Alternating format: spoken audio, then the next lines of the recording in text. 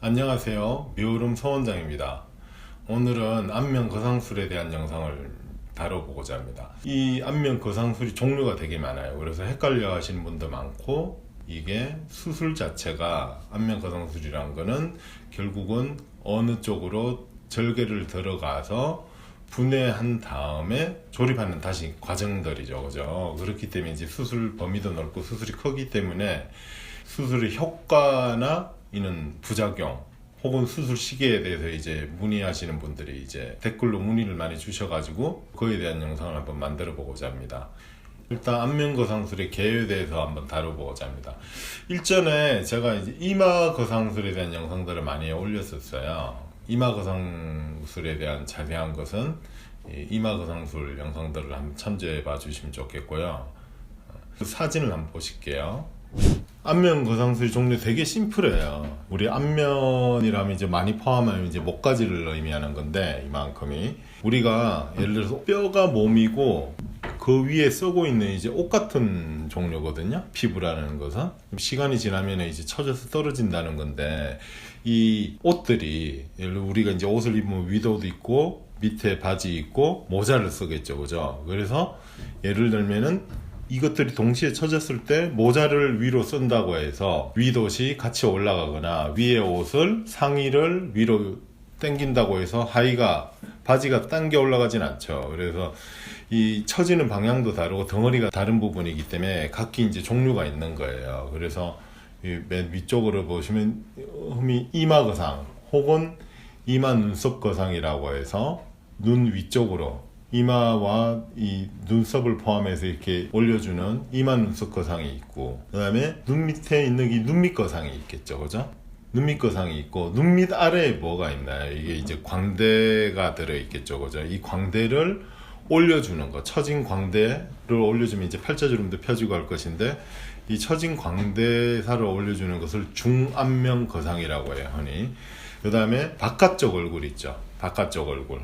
여기에 대한 거상도 있겠죠. 그래서 이게 이제 전통적인 이제 안면 거상, 가장 역사가 이제 오래된 것이죠. 그죠? 귀선을 따라서 절개를 해서 올리는 안면 거상이라 하면은 흔히 말하는 이 바깥쪽 얼굴을 이제 말하는 것이죠. 그래서 상담 오시면 많이들 물어보시는데, 안면 거상하면 여기 눈도 처진 게 올라가고 이마도 올라가고 다 올라가느냐 말씀을 이제 많이들 물어보시는데, 서로 다른 부위예요. 그래서 이걸 비유해서 설명을 해드리면, 이마 거상은 내가 쓰고 있는 처진 모자를 다시 바로 씌우는 것이고, 여기 중안면 거상은 자기 몸에다가 이제 처져 있는 상의를 입히는 것이고, 얘는 이제 하의에 해당되겠죠. 그래서 각기 틀리기 때문에 목 부위도 마찬가지.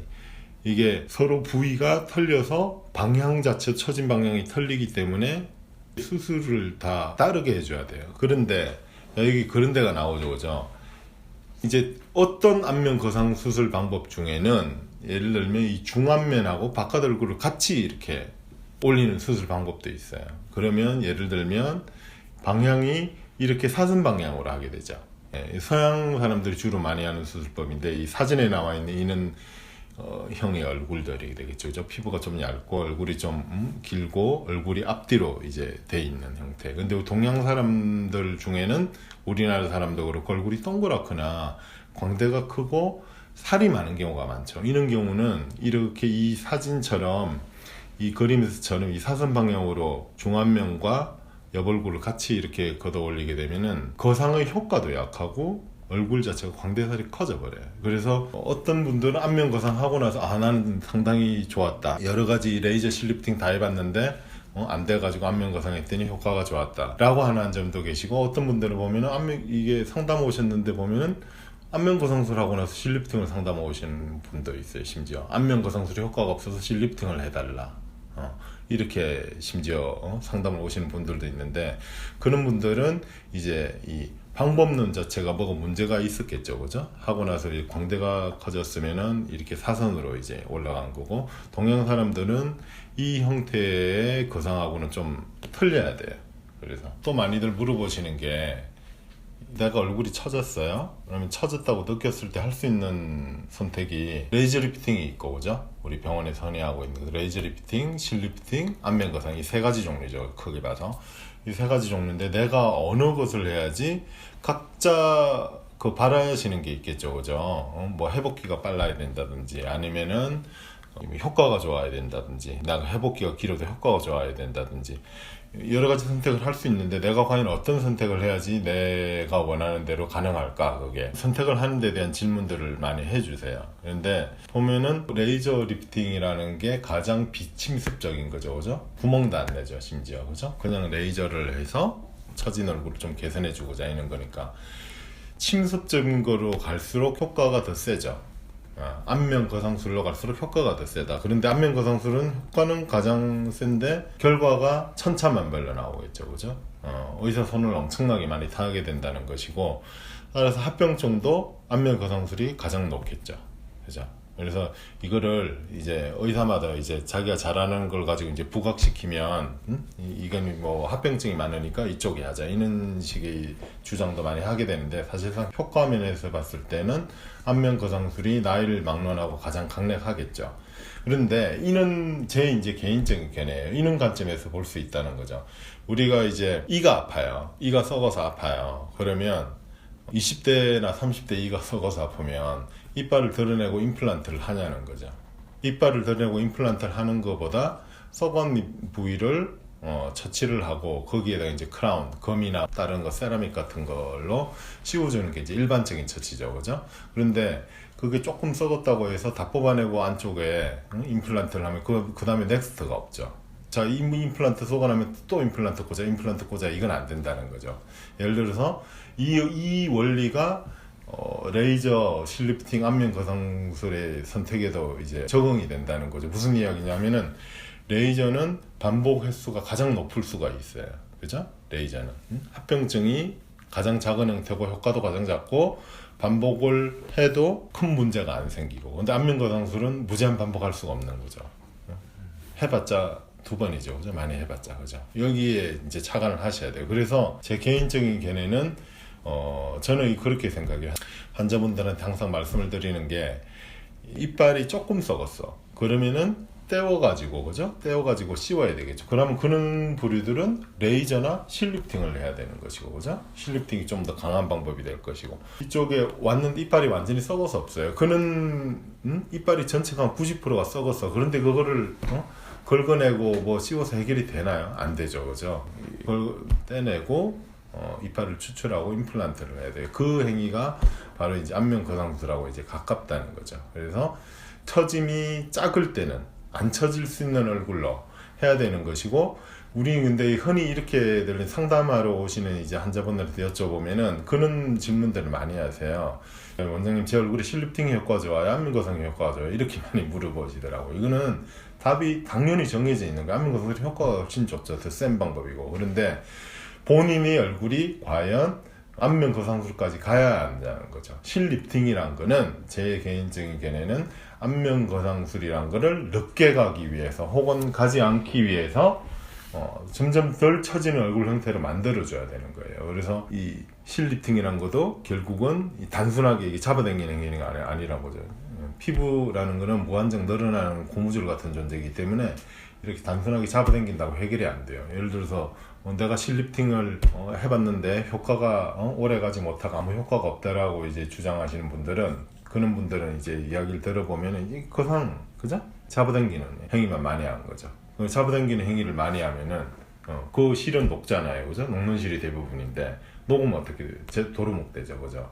그런 형태의 실리프팅보다는 점점점 덜 처지는 얼굴형으로, 예를 들어서 내가 원인 자체가, 얼굴이 처지는 원인 자체가 밑에 군턱, 여기 뺨 아래 부위 있죠? 이 군턱이 이렇게 많아요. 그러면 그 부위를 줄여주고 탄력실도 넣어주고 이렇게 붙여주는 형태로 이제 가야 되겠죠. 그래서 실리프팅의 목적 자체는 안면 거상술을 받는 시기가 늦어지거나 안 오게 하기 위해서라고 생각하는 거거든요.